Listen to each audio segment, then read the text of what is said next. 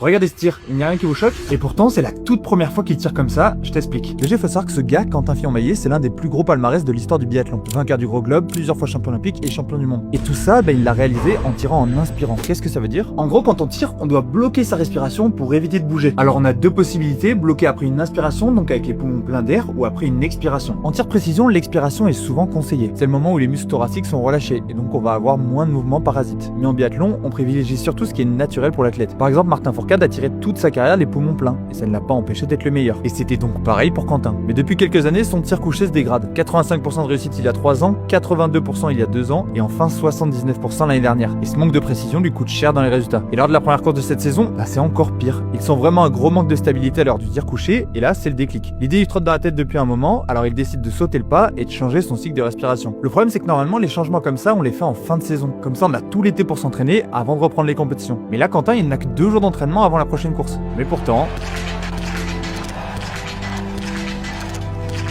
il réussit le plein et un podium. Et le lendemain, c'est un peu moins bien puisqu'il fait 2 fautes. Évidemment, ça demande encore du travail, mais le plus important, c'est que c'est largement suffisant pour remporter la course. Un podium et une victoire. Quentin Fillon-Maillet est de retour aux affaires.